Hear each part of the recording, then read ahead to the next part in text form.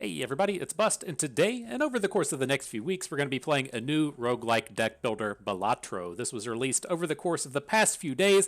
We're playing it off of Steam. It's also available, I believe, on Switch and Xbox. It's reasonably priced. It's somewhere more than 10 but less than $20, and it's a very interesting game. If you're familiar with the game of poker, you should be able to jump right into Balatro. The scoring system within this is tied to the strength of the poker hands within the game, so you get more points for making a straight than you would a two pair or that you would a pair compared to a high card. We'll pull up the scoring in just a moment. But the kind of gist of the game is that you're going to be doing the roguelike deck builder thing to where you're enhancing your deck by cutting out cards that you don't want, making the cards that you do want stronger. There's going to be a set of relics within this game. They're called jokers within this, to where you might score more points for playing three of a kind, or you might score more points for playing sets of spades, or you might score more points for playing lower cost cards. And then as the game progresses, you'll go through various rounds of shopping to purchase the card enhancements and purchase the various relics. If you're looking for a better description of how to actually play the game, you can go down to the description of the video. I've linked over to people that are better at giving game rules than I am, but I'll try to walk through the game a little bit more slowly as we progress to see if that'll help you along the way.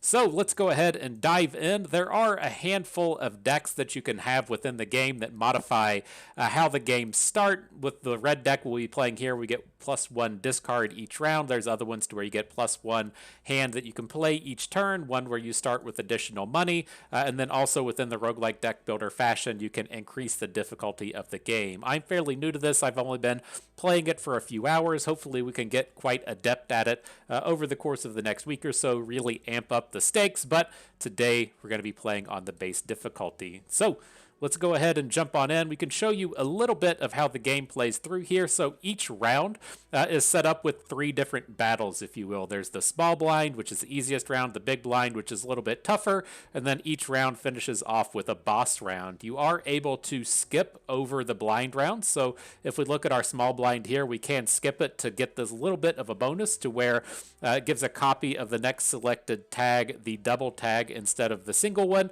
And so instead of being able to play through this round, get some money, go to the shop afterwards, we just get this bonus and move directly on to the big blind.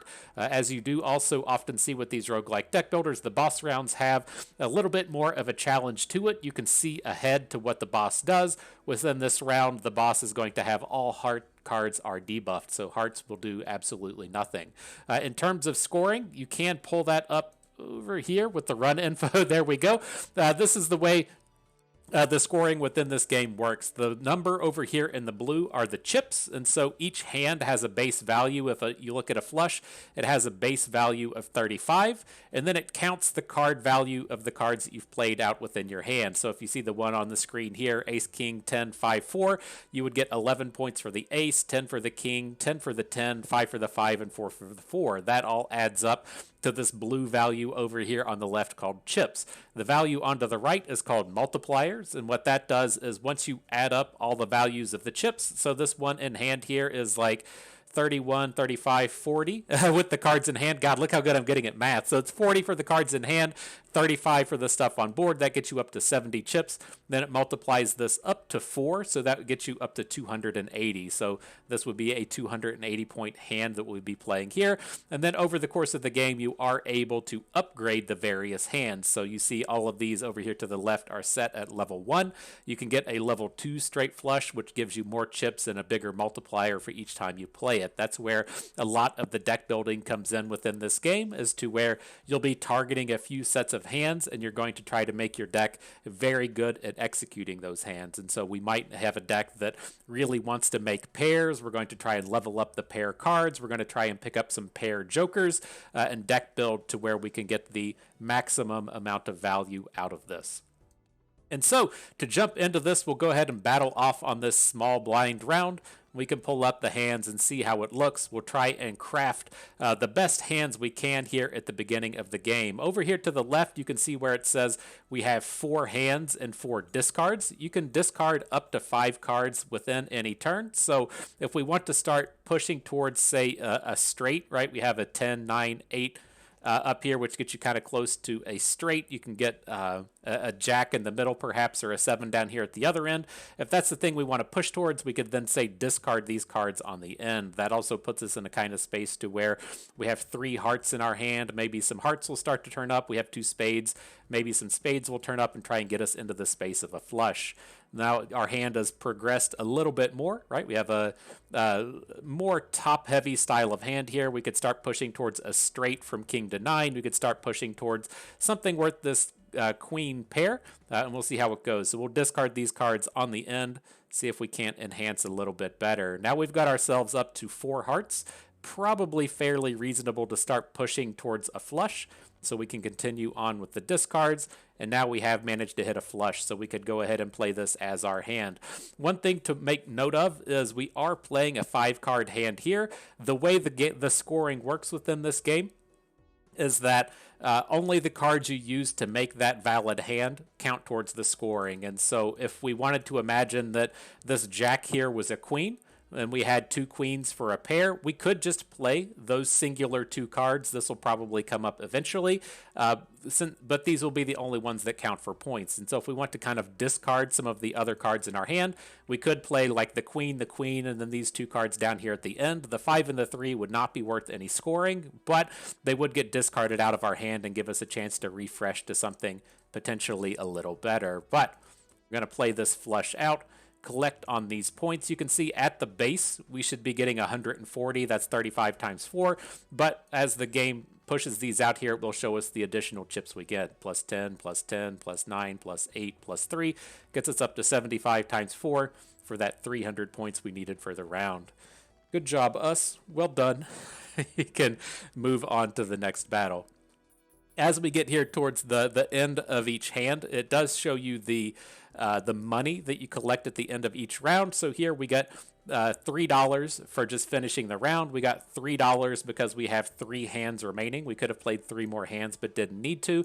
The last thing to call out is there is interest in this game, and so for every $5 you have at the end of the round, you get an extra dollar up to a maximum of 5. So if at round end we had $5, we would get an additional 1. If we had $25, we would get an additional 5. If we had 100, we would still be capped at that additional 5.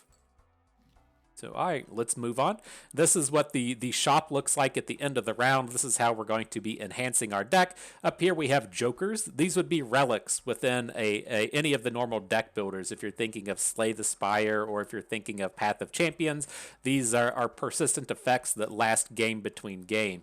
Down at the bottom there is the voucher. This is something that lasts between the rounds, but typically only focuses itself in on the shop. Here, -1 ante, -1 hand per round. I think that means we play 1 less opponent, but we have 1 less hand that we get to play each turn. I'm not entirely certain what that means. I'm still a little bit new to this. And then you have card packs that you can buy as well. There's a few different ones of these. The standard packs add playing cards to your deck, so like aces, jacks, kings, those get added in. There's tarot cards, which function as kind of like one-shot consumables, like an item. And then there's planet cards, which upgrade the various hands, where we talked about you could level up a straight or you could level up a flush. Some of those may turn up.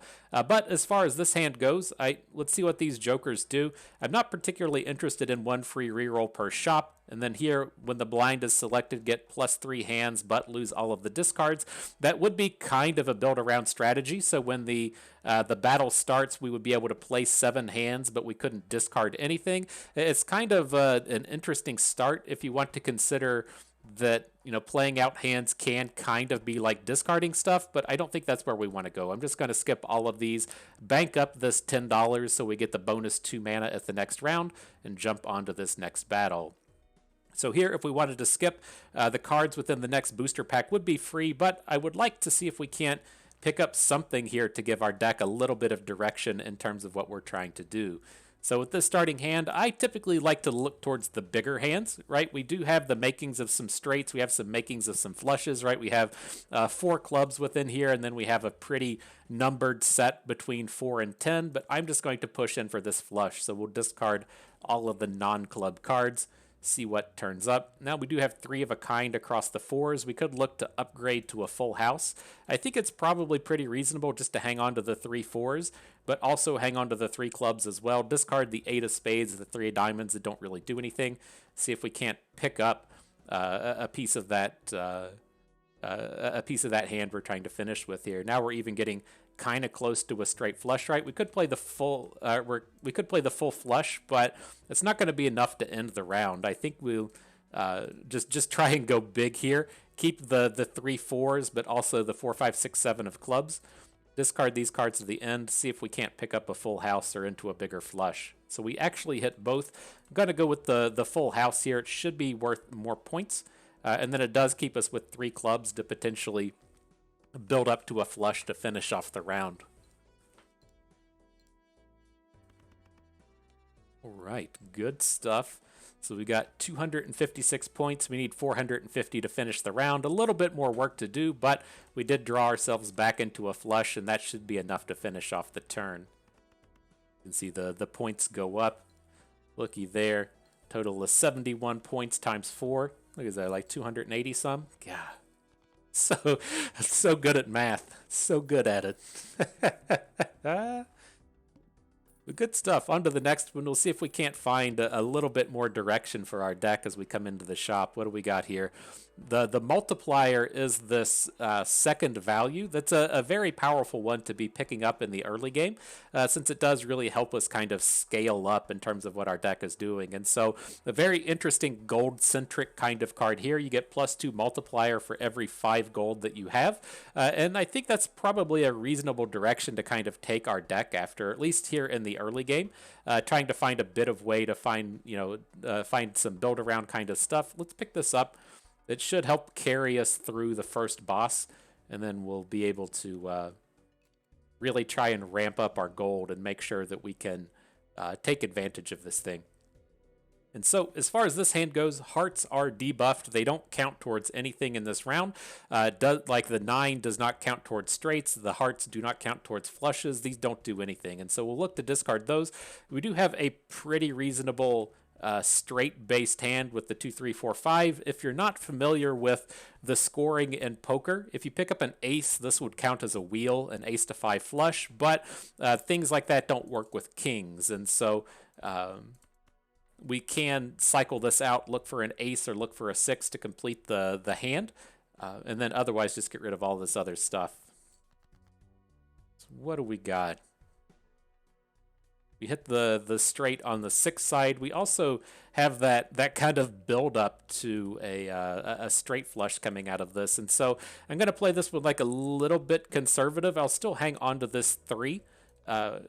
So that we have we don't have that straight, do we? we need to specifically hit that 7 of clubs. I thought that we were in the space to where we just had the straight, and we were just kind of free rolling until we got to see if it turned up, but that was not the case at all. Still going to keep fighting for this. We'll keep this 3, 4, 5, 6. Keep the 4 clubs. Discard the rest. See if we can't come in and finish off this flush. We found our straight flush here at the end of the day for the big time hits. Nice. Big points rolling in. That's what life's all about. That's what it's all about, getting those big points. All right, good stuff. Nice little collection of money coming in. 5 for the boss. We should be getting, what is that, 3 for our remaining hands, 2 from the interest. Get our bootstraps ramped up just a little bit. So, all right, let's see what's in this next shop. When you play a face card, you get +30 chips when scored. That's the blue value over here to the left. So if you played a king is typically worth 10 points. That would make a king worth 40. And so for a bit of clarity, aces and 10s are not face cards. This would just be kings, queens, and jacks. It's a reasonable thing to build towards, but nothing super spectacular. And then when cards with the diamond suit, or played cards with the diamond suit give a +4 multiplier when scored. That's a fairly nice build around if you ask me. So I'll go ahead and snatch that one up. It's going to take us down to 16 gold. I would still like to kind of ramp up to 25, so we get that maximum interest each round while also activating the bootstraps a little bit more. And then we'll see if we can't look to build a more diamond-centric deck here in the early game. So here, if we want to skip the blind, we can.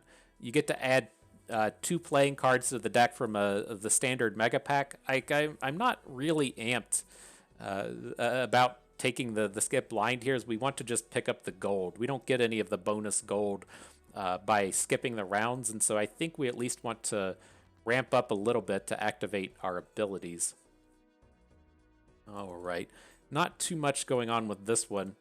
We have the 4 hearts to try and build towards a flush. It's kind of tempting as to whether or not we should hang on to this ace of diamonds, right? We are getting a lot of bonus value anytime we do play the diamond cards, but we don't have any build-arounds for it at this point unless we wanted to try and play high and go for a flush, and I don't, or go for a straight, and I think I'm just more interested in playing towards this heart-based flush.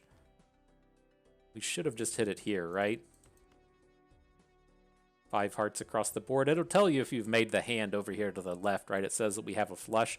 If you pull that 2 of hearts out and we look at this 4-card hand, it just tells you you're down to a high card, but adding the heart back in says that we have a flush.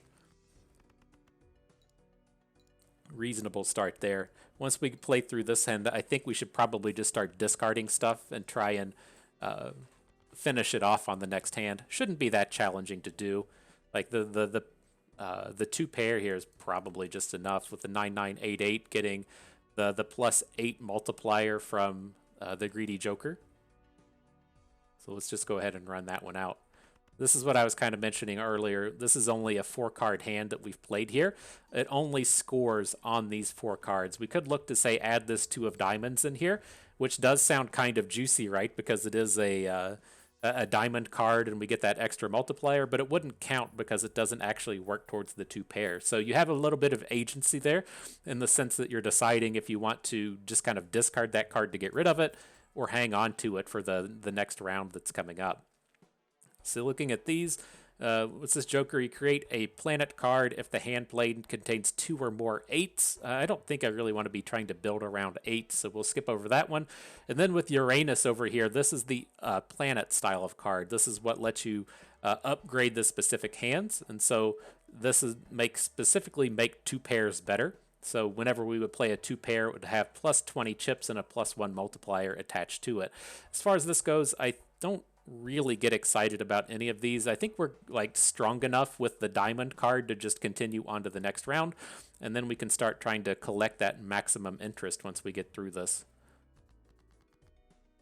All right, so what do we got? We do have 3 diamonds in hand, pretty close to the ace high straight with the ace queen jack 10. Need to find a king that way, but with how good these diamonds are, I think we just want to build towards that. Whether or not we land towards a flush or we land towards like a 2 pair or 3 of a kind or something with the diamonds in it, they just seem good enough here to where we just want to kind of force it for a little bit. So let's keep discarding stuff. There is we just nail a straight flush again. We've been wasting all of our luck here in the early game when we don't need it. That 10 high flush would have been more than enough with this +20 multiplier we get from the diamonds, but it is what it is, you know. Sometimes you just got to drop those big hands down like a boss.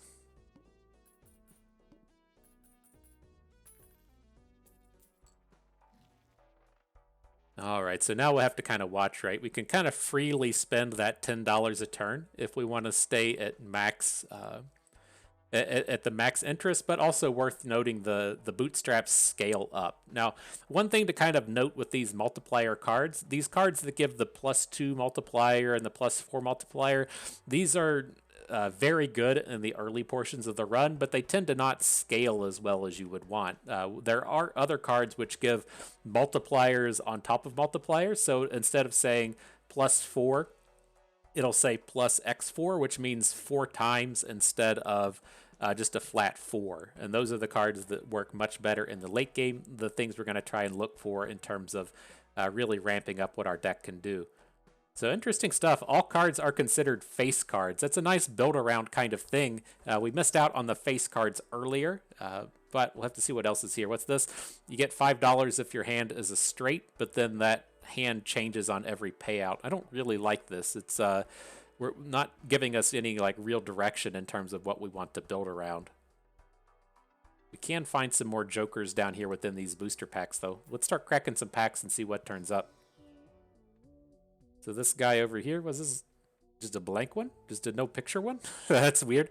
But anyways, this one gets $3 of sell value at the end of each round. So this is just kind of like a bank. You hang on to it for 3 turns and then you get to sell it for 9. Very reasonable. And then this one gains +3 multiplier when any booster pack is skipped. And so as you can see down here at the bottom, there's a skip button. You are limited to 5 jokers, and you're limited to 2 consumable cards up here at the top right. I think my face is over top of the consumable section up here at the top right, because you typically don't fill it up. So I felt like that was probably the best place to put my face, but I'm just going to take the egg. We could probably bank up some value out of that over the course of the next few rounds. We're nowhere near filling out our jokers anyways, and then pick up this other one. So you get a big bonus if you play a pair. That's kind of shitty, right? It's okay in the early game, but it doesn't scale well into the late game. And this one over here, you get X3. This is what I was talking about just a moment ago, to where you actually multiply your multiplier if all cards held in hand are spades or club. And so that's a kind of a pain point, in the sense that we are having this one joker up here that wants us to build towards diamonds. We have this other one down here that wants us to build towards spades or clubs. I think it's probably fine to just take, right? It doesn't really hurt anything at this point. We can sell it later. We already spent the money on it. And so it'll be fine to let that go. But oh man, I didn't look ahead to what the boss ability was this round. All face cards are drawn face down. That would have been a real pain point had we taken that card that makes all of our cards face cards. It's kind of wild. But big ol' start here. We got a full house right from the get-go. The 3 7s, the 2 6s. Drop that one on board, see what happens. As far as this up here, the blackboard, this counts all of the cards. It's not just the hands that you played, it's the hands that you played and the cards that are still in your hand. And so you need like the full set of everything being black to pull that off. But all right, very easy. Very easy. Kicked it off with the with the full house. Had 1 multiplier in there. Looking good. So let's see what turns up now. If the hand is a straight flush, create a random spectral card. Straight flushes are pretty challenging to hit at this point. I think we can let that go. I know we've hit 2 up to this point, but that was quite a high roll. And now for each played 10 or 4, you get +10 chips and +4 multiplier. Not a huge fan of that.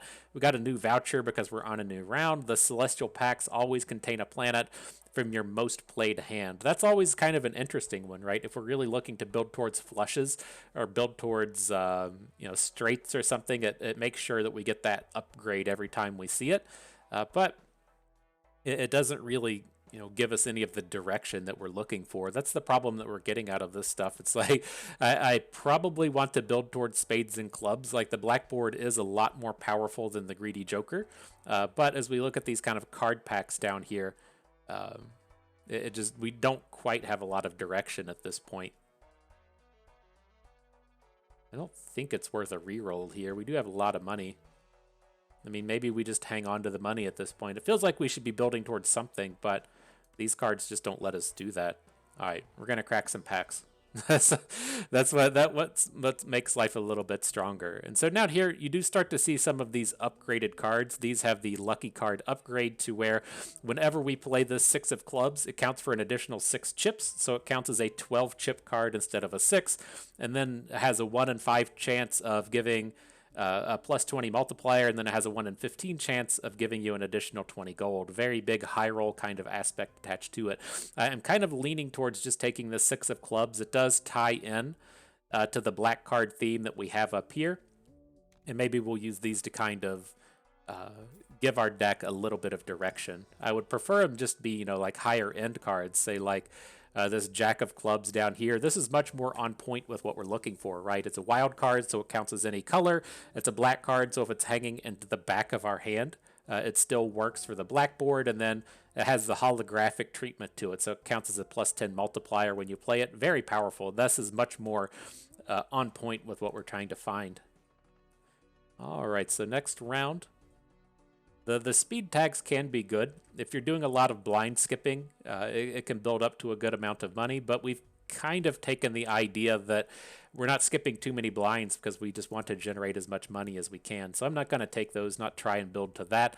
Here, I think we'll just start discarding these red cards, right? We're pretty close to an all black hand. We could like discard some spades as well, but like I feel like we just need to hit one club and then the round will be done. As long as we can get out of this without any red cards in our hand. Just not coming together, not coming together whatsoever. Might need to be, well, I'm gonna say we might need to be a little bit greedier here, but that kind of worked. Ugh, we're just gonna have to like high card this round. Oh, that's nasty. Right, we got 4 clubs and we got 4 spades and then we have no straights. I wonder how many cards we should realistically play here. Like, I'm kind of tempted to play just like 2. Where are we at? All right, I'm just gonna high card this one jack of clubs out. It's just we need to catch a good roll here. That may have been too greedy in the way that we were approaching our cards. Now we hit the flush though, and kind of got our day saved a little bit. Sometimes you get a little greedy out there, you know. You're just high rolling all these straight flushes, and you gotta hit when the hitting's good. All right, not bad though. That flush carried all the weight we needed to finish off the round.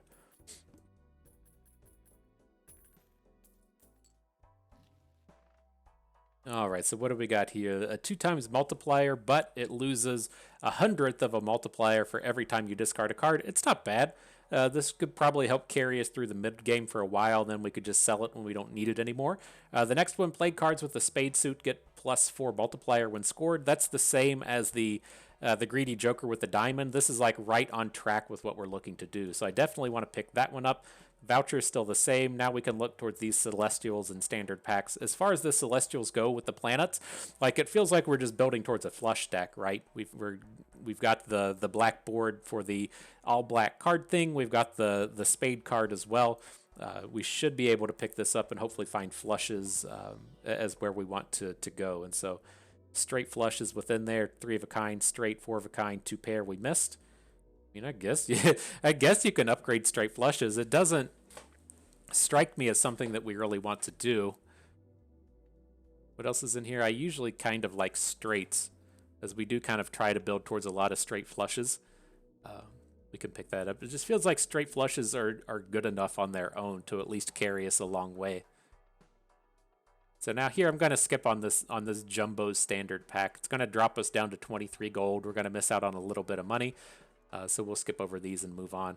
So if we skip this blind, we get +3 hand size for the next round. There is a lot of value in that, in the sense it should make the boss fight much easier, but we don't want any red cards in our hand. And I feel like the bigger hand that we pick up, the more challenging it's going to be to come in and pull that off. So let's continue on with that same strategy from last round. You know, it was a little scary in its execution, but I feel like it was probably okay. Now looking at these, this is a wild card. So we have 3 clubs in a wild, and then we have 3 spades in a wild. So as long as we pick up a black card on this next turn, we should be able to throw down a flush. There we go. Double check I didn't do this wrong, right? You select all the cards, look to the left, it says flush. I'm on board.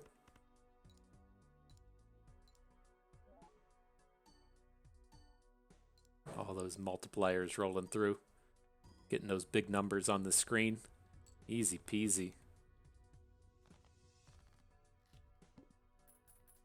Wonder if that last round we should have just gone ahead and sold the diamond joker, right? We're not going to use this at any point the remainder of the way. And we could have picked up just a couple more dollars along the way. We'll watch out for that in the future. So what's coming up here now? The next joker, add the number of times poker hand has been played to the multiplier. Very powerful what we're trying to do, right? If we're trying to just build towards flushes, getting a flush bonus for every flush we've played throughout the round is huge. We're definitely going to want to pick this up. Otherwise, +3 multiplier for each Joker card is fine. This is a very strong early game card, but it kind of stops scaling, right? It's limited to that +15 multiplier. We do want to pick more of these. Excuse me, pick up more of these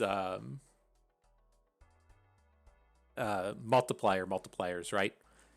So the other thing to kind of note, I haven't called out at this point, and then I just kind of switched up here on the top, is whenever the scoring starts to happen, it counts the cards in your hand, right? The cards on the bottom row, they go left to right. There are cards that you can have in your hand that affect the scoring on the board. So it counts the things in the back line, and then it counts the stuff across the middle, and then it counts the stuff across the top. And so what we're going to want is to actually have all of our static bonus multipliers, like the +2 from the bootstraps, the +4 from the Wrathful Joker to the left, and then we'll want the blackboard to the right so it gets to get the big multiply on all the smaller ones. I think that's the way math works, you know?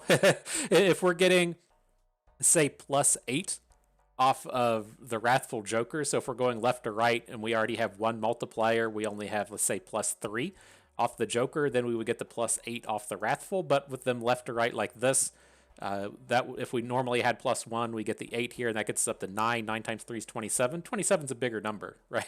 So I think we probably want to take it that way. Oh my gosh, y'all got me out here playing games where I have to do fucking math. Not the coolest move from you all. But let's see what we can do. The egg sell rate is up to 11. We could probably wait a little bit. I'd rather wait until we have a Joker to replace it with. Let's just start cracking some of these packs, though. Let's see if anything interesting turns up. These are the more consumable types. You don't have to use them immediately. You can just kind of like pick it up and hold it on your hand and then use it within the middle of a round. So if you see one that says, say like this one here, convert up to 3 selected cards to clubs, we can do this in the middle of combat. So as we've been having some trouble with our hands having too many red cards in it, you can clean up your hand in the middle of combat. But it's also something that you could just do right here. The upside to doing it right here is we can guarantee we hit 3 red cards to upgrade, to where in the middle of combat we might only hit 2. Right, so I think I'm just going to go ahead and go for it as far as this conversion goes. Just going to upgrade our highest value card all into clubs. We're really looking for spades, right? Spades are our highest value thing that we can do, but having black cards over top of red cards is just going to be fine in general. All right, the last battle here, decrease level of played poker hand. So if we play a flush, it downgrades it to a straight. All right, but let's kick these things off the same way. Just going to discard these red cards. We do have the pair of 6s and the pair of 4s, but I don't think we're really going to try and build into a full house here. Just keep discarding the red stuff. And there we go. That's certainly a flush out here. Just drop the highest club count that we can. And then if that ideally, gets us into more of a space to where we can finish this off with a spade flush that gets the bonus multipliers in there. We even need it.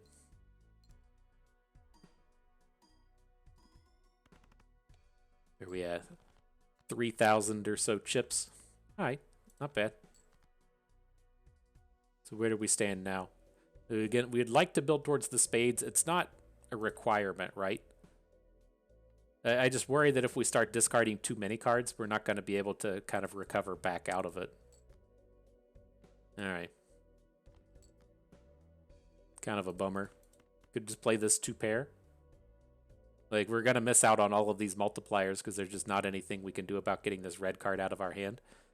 But I think our first hand was good enough that even if we have to play a few rounds of bad hands, we can still climb out of this.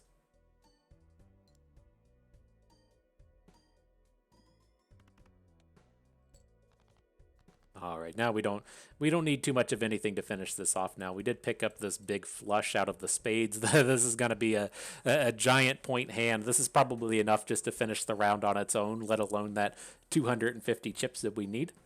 But we got there. We got there.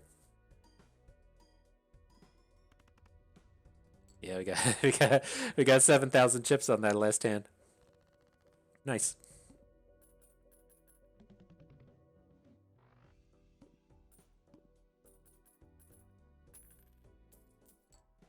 right, good stuff. What do we got now? Switching a card into glass cards. These are ones that I'm not entirely sold on their usefulness. It's a very interesting concept in the sense that it gives that X2 multiplier. That's that really, really strong multiplier that we're looking for, but it gives the card a 1 in 4 chance to destroy. And so I'm not entirely certain what you're supposed to do with this. If you want to say, like, put it on a 2 of spades, so that's a really strong one, and if it gets destroyed, it's not that big of a deal. It doesn't feel that good in terms of just trying to get cards out of our deck, right? We would like to get all the red cards out of our deck. It doesn't feel like a good way to do it because we just want to be out here discarding them, but it's a very large amount that gets attached to those multiplier bonuses. So we'll probably come back to that. Every played card counts towards scoring. That makes it so, like, if you play a pair, right, you only count the 2 cards typically, but if you play a pair hand with 5 cards, now those additional 3 cards count towards your total. But let's do this. Let's go ahead and pick up this Justice card. We can hold it onto our hand and play it in the middle of combat. I don't think we need to bank this money too hard. What are the differences here? We see 2 spade cards, which turn up as good. One is glass. That's the ability we were just talking about. And then the other one, that's both foil and gold. So it counts as plus 50 chips. This queen gives you 70 on her, or 60 on her own. The 10 normally, the 50 from the foil. And then when played and scored, it gives us 3 gold. It's very powerful. I'm on board with that. Let's see if we can't find a good joker to replace the... Didn't we have one in here we wanted to replace? Maybe not. All right, so I don't really want any more of these kind of static bonus multipliers. Don't care about pairs. We'll just skip over that one.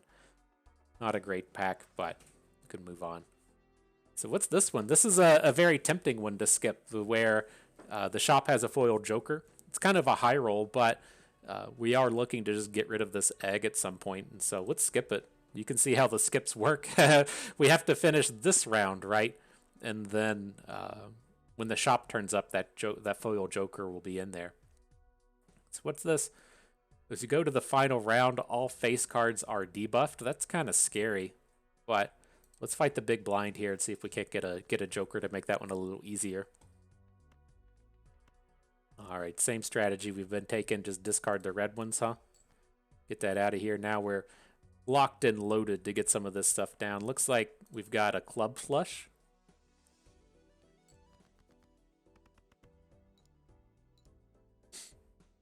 I don't think these are going to be enough to get us up to 9,000. If we're playing spade flushes, that would be pretty close on its own, but the clubs should be a little bit short. So let's continue on with this same strategy. I could see discarding the 10 of clubs. We're definitely going for the spade flush here.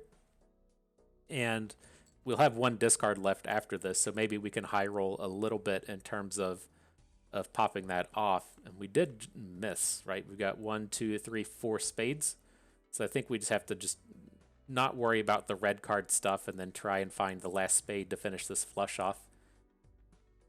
There, we found it.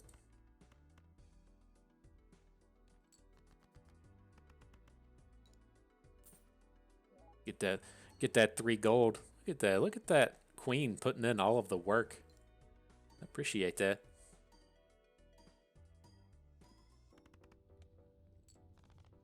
Easy. It was like 14,000 like 14,000 points off the 1 round.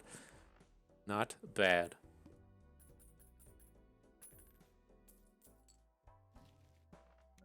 All right, so who's our foil? Is this a good one? This was shitty. Nobody wants this. They create a planet card if your hand contains 2 or more 8s. Fuck that. We saw that guy earlier. And what's this? When blind is selected, destroy the joker to the right and add double its sell value. I don't care about any of that. So we can add cards to our deck. Well, why not go through these packs? Pretty reasonable with the 5 of clubs. It's not super exciting, but I think it's okay. Like, I know we want to build towards the spades, but it's at least not red, right? And what do we got? 3 of a kind, straight flush, 4 of a kind, 2 pair, straight. We've we have not really tried to hit anything except flushes this game, so we'll pick up the straight one. I could definitely see that being useful on this next boss round, to where if we're just going to be discarding all of our face cards because they don't do anything, trying to spike a straight might actually be worthwhile. Right, so you can see our face cards don't do anything. This is a pretty crappy hand. Let's get rid of as much red as we can as well. 10 of clubs is like the worst club we have access to. So, like, we might have to consider hanging on to a red card to try and spike straights, but I think it's still okay to just discard them. So now we're in the space to where we can hit flushes. 2, 3. We got 4 clubs if we want. We'd really rather build towards the spades, though. Ugh. Ugh. out here in greedy land, and it just did not pay off. So how do we want to go about this? Like, I really need to get the king out of our hand. We don't want this red shit in our hand. We can start to try and play like 2 pairs after that, but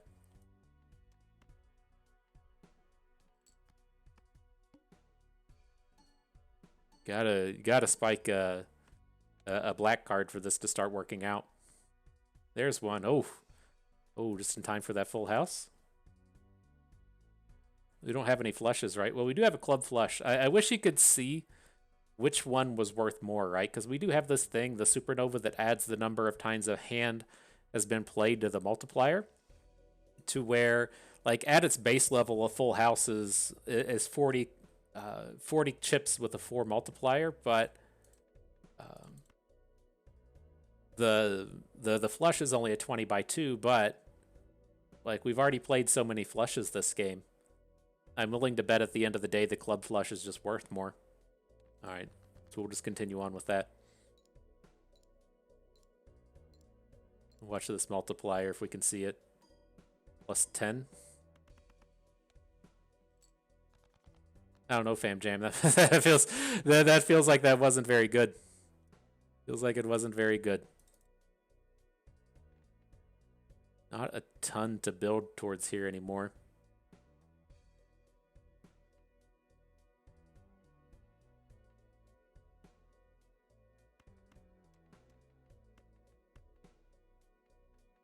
But if we just say, like, play a pair of 3s and discard the red? But man, we have to spike super hard if that's going to do anything. But, like, our hand doesn't do anything otherwise, right? We're short of the flush towards the spades. We only have 3 clubs in terms of a flush. I think we just got to spike that and try and high roll. Yeah, give me them 6 points. give me them 6 points. All right, what do we got here at the end? Is that a straight flush? No. So close to hitting it, right? That's the 7, 8, 9, 10 of spades. All